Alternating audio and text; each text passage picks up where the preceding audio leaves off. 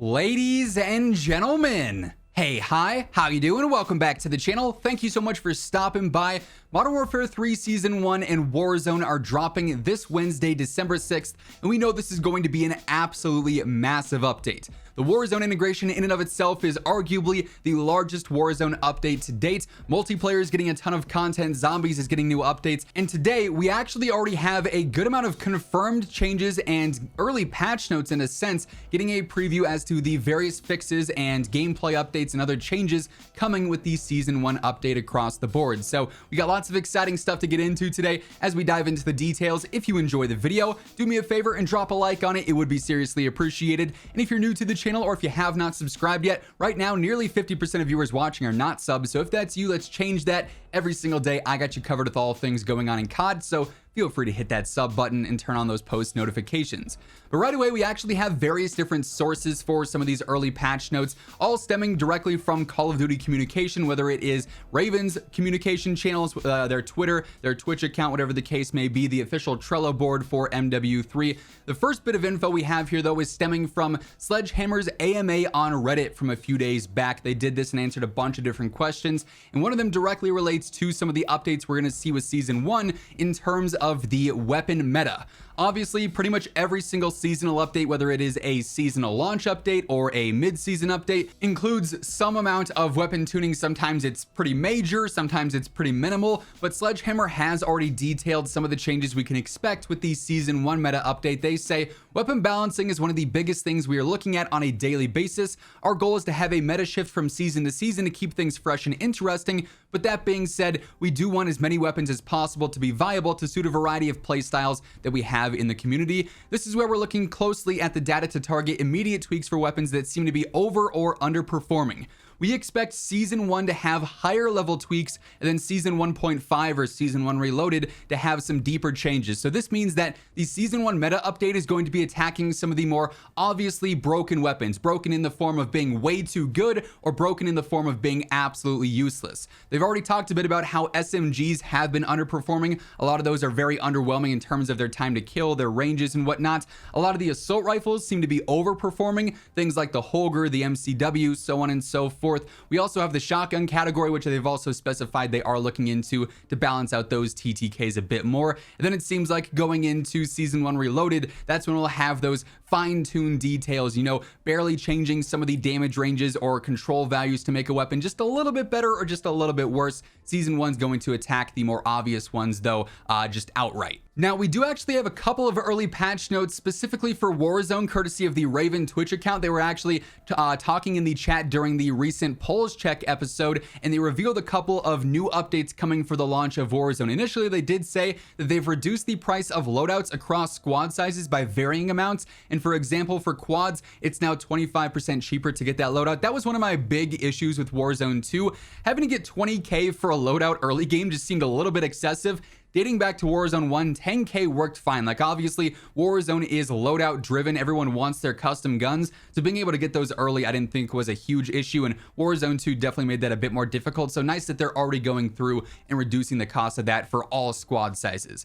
They also mentioned that they are actively investigating bringing custom bindings to diving and sliding, which is so clutch because right now you have different options to have, you know, tap to dive and hold to slide or vice versa, or having slide only or dive only on controller. But in Warzone, as opposed to multiplayer where you're really just sliding and you can have slide only and get the quick slide cancels off, diving is actually pretty useful for, you know, getting momentum on your parachutes, jumping off of buildings or cliffs or whatever the case may be. But if you have, you know, tap to slide and hold to dive, there's still a slight input delay, so it's not a true tap to dive. So having these different options here to actually differentiate the two, one button does sliding, one button does diving, that's pretty clutch. So the fact that that's going to be coming here soon is also a huge W. Another pretty significant update coming with Season 1 is actually the addition of a brand new vest in multiplayer, and this is going to be our first new in-year vest or gear update, and this introduces the Assassin vest, which I won't lie, I'm not really a huge fan of.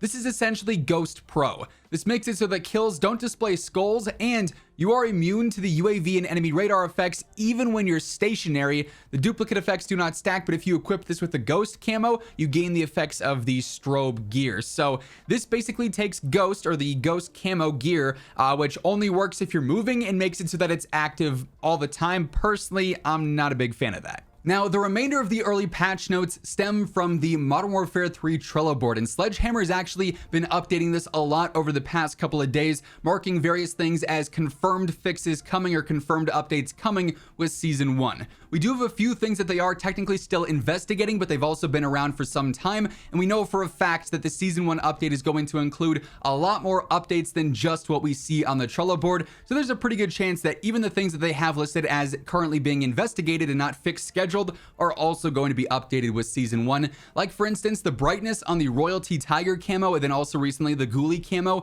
is too bright under certain skyboxes, mainly any of the Ground War maps or the Zombies map, Urzikstan basically. The lighting there is way different, so it makes your skins almost glow too bright. You can't see anything beyond them, so they are going to be updating that.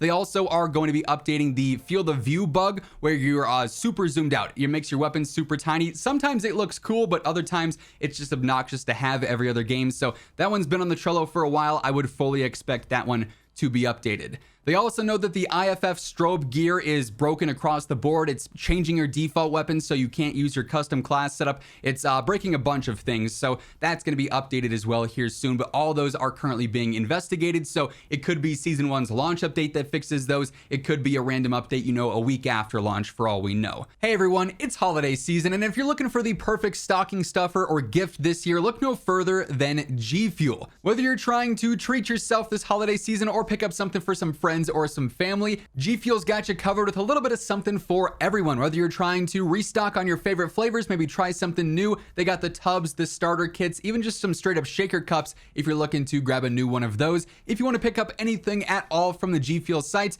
be sure to go ahead and throw in code IMMORTAL at checkout for that nice little discount. Link for that will be down in the description below if you're interested. The remainder of the things here under the multiplayer tab are actually all fixed scheduled, which means that these all should be there on day one of the Season 1 patch notes.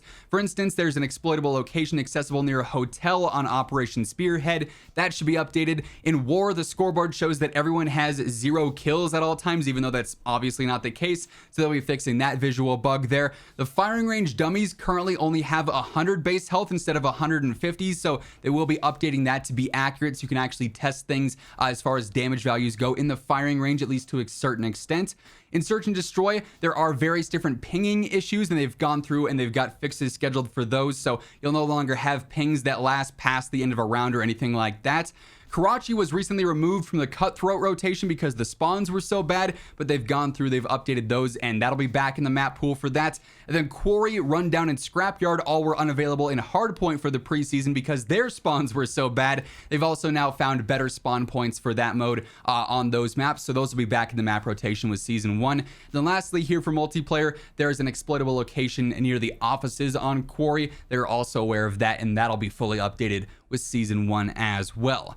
For zombies, we also have a couple of things listed here, not nearly as many as in multiplayer, but some things nonetheless. For instance, they are currently investigating that some players aren't able to completely deploy to Zakhaev's Stronghold step in the Defeat Zakhaev story mission. When I ran through this, I had no issue, but I know that there are several people who have been stuck on this for some time, so it's investigated right now. Who knows if that's going to be fully fixed with Season 1, but it's been on here for some time. I imagine there will be some updates there overall. They do have a fix scheduled for the Storm the Castle mission, where Legacy doesn't drop the necessary item you need for that act mission. Again, I personally had no issues with this, but if that doesn't drop, that kind of messes you up big time, because storming the castle, not easy necessarily. It's probably the most annoying Act 3 mission in my opinion, and if he doesn't drop the equipment that you need to exfil, that obviously makes you have to do it again, and it's just tedious. So glad a fix is scheduled for that. And then any issues with Golden Enigma and Golden Ivory should be updated with Season 1 as well. There's certain times where it just doesn't track your kills for that. I found that doing the guns with no attachments, no camos, they're just a naked gun, made it track perfectly for me, but they are going to fix it so that you can use whatever you want on those guns and it should track correctly. Now, like I said earlier, the Trello board is just those issues that they've gone through and, you know, made a point to communicate with us.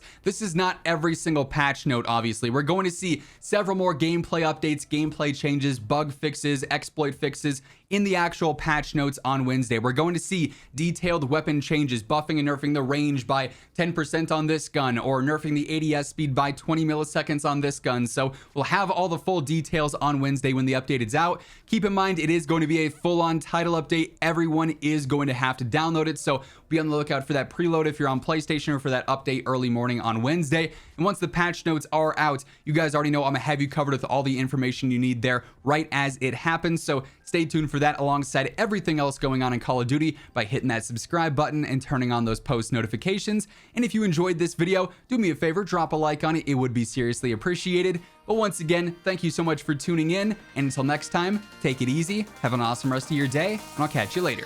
Peace out.